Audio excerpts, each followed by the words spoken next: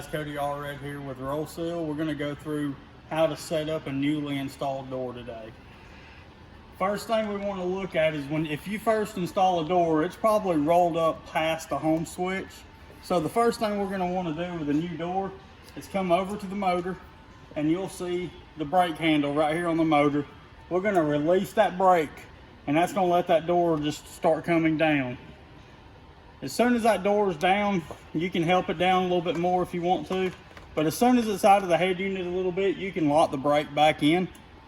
Once it's locked back in, we're going to go to the controller. And when we turn power on, it should come up. It'll have a code, then it'll say 3 dashes. First thing we want to do is hold down the mode button. We'll hold it down until we see a code that says P1. So in different applications you have P settings which control everything about the door, but as far as just limits, we'll walk through on how to set the door for up and down. And for that, we're just going to tap the mode button. And we're going to tap through all of the codes until we get to a code that says PS1. Now, where I went through and it went through P1 through P12, you may have a version of controller that goes up to P24. Don't be alarmed, it's the same process for all of them. Some controllers have more functions than others. So in this case, just say no, we're going to change it to yes and hit mode, and the door is going to go up on its own. It's going to trip the home switch and it's going to come back down, and we're going to see that is our upper limit. If you look at it and you're like, I need the door to come down a little bit more, you can bring the door down by hitting the down arrow, or you can take it up by hitting the up arrow. You just don't want to go above the home switch.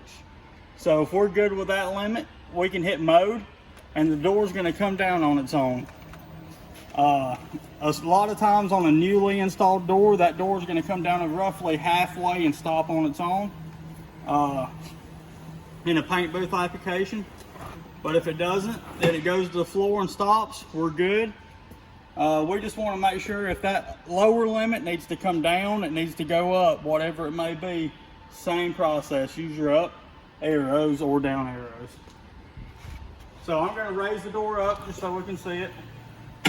If the door stops there, let's say, all you got to do is hit the lower limit, and you're going to hit the down arrow, and you're going to bring it till it just touches the floor.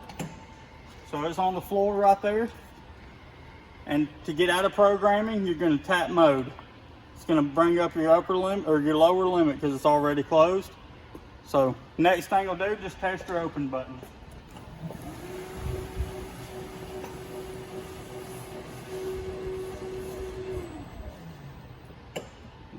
The door is going to go to the upper limit we set it on, and we're going to test and hit close and make sure it goes to the floor and stops.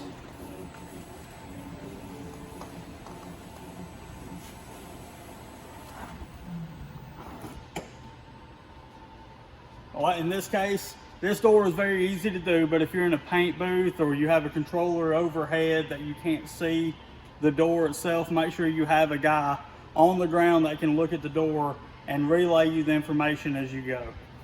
All right, guys, have a good one.